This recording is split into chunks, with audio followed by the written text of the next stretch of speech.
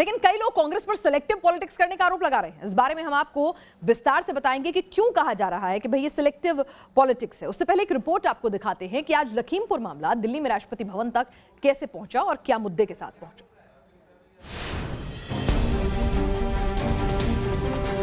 लखीमपुर की लड़ाई राष्ट्रपति भवन तक आई। कांग्रेस के डेलीगेशन ने राष्ट्रपति से की मुलाकात। पहले लखीमपुर की यात्रा, अब राष्ट्रपति से कांग्रेस की गुहार। जी हां, लखीमपुर हिंसा को लेकर कांग्रेस की नॉन स्टॉप पॉलिटिक्स जारी है। राहुल गांधी की अगुवाई में कांग्रेस के प्रतिनिधि मंडल ने राष्ट्रपति रामनाथ कोविंद से मिलकर इस मामले में केंद्रीय मंत्री अजय मिश्रा को बर्खास्त करने की मांग की है। हमने राष्ट्रपति जी से कहा कि देखिए, जब तक ये व्यक्ति मंत्री है तब तक न्याय नहीं मिल सकता है।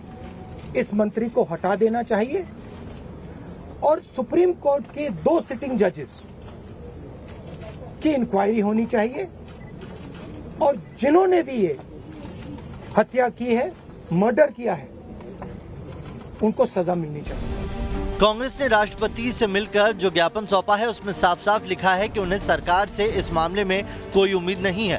कांग्रेस ने लखीमपुर हिंसा की निष्पक्ष जांच की मांग की है।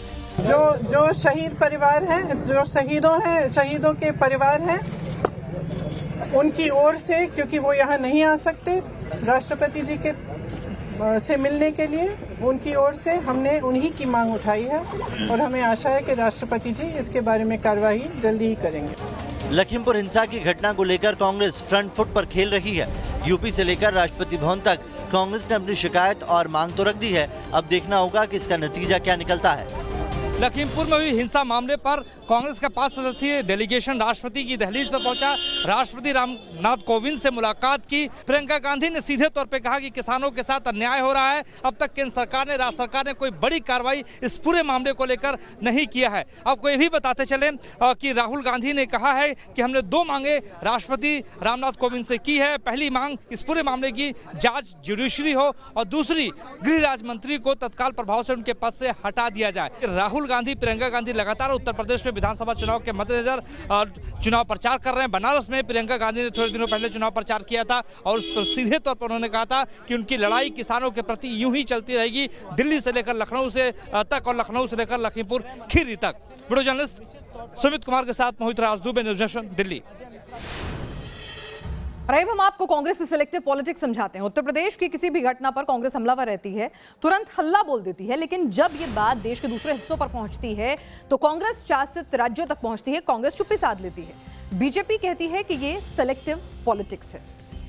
आइए आपको दिखाते हैं कि किस तरह से कांग्रेस की सिलेक्टिव पॉलिटिक्स है। उत्तर प्रदेश में अगर कोई घटना होती है, महिलाओं के साथ, दलितों के साथ अत्याचार होता है तो कांग्रेस हल्ला साध देगी। राजस्थान में होता है तो चुप्पी साध लेंगे, वहां पर कोई दिक्कत नहीं है आपको। राजस्थान में अगर दलितों के साथ, महिलाओं के साथ कोई भी अपराध हो, शोषण हो, तो आप उसका जिक्र भी नहीं करेंगे, आप उसको चुप रहेंगे। वहां पीड़ित परिवार से ना तो मिलने जाएंगे, ना उन महिलाओं के खिलाफ आवाज उठाएंगे। पिछले कुछ दिनों में अगर देखा जाए तो ऐसे कई मामले जो है वो सामने आ चुके हैं। कांग्रेस की सिलेक्टिव पॉलिटिक्स जो है सिर्फ उत्तर प्रदेश के मामले में नहीं दिखती है।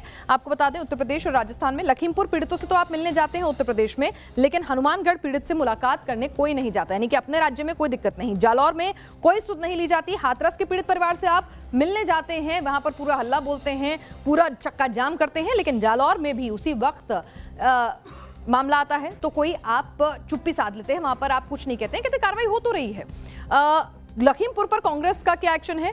रोक के बावजूद लखीमपुर पहुंचते हैं, वहां पर अपनी गिरफ्तारी भी देते हैं, वहां पर पूरा अनशन पर भी बैठते हैं। देश भर में विरोध प्रदर्शन करती है कांग्रेस, वहां पर उसके कार्यकर्ता सड़कों पर उतरते हैं, पूरे लामबंद होकर जो है सरकार के खिलाफ मंत्री जी की बर्खास्तगी की मांग लेकर राष्ट्रपति तक शिकायत लेकर जाते हैं, ज्ञापन सौंपने के लिए जाते हैं। लेकिन जब बात आती है केंद्र जो कांग्रेस शासित राज्यों की, वहां के मामलों पर आप बयान देना भी उचित नहीं समझते हैं और इसीलिए इसे सिलेक्टिव आउटरीच कहा जा रहा है।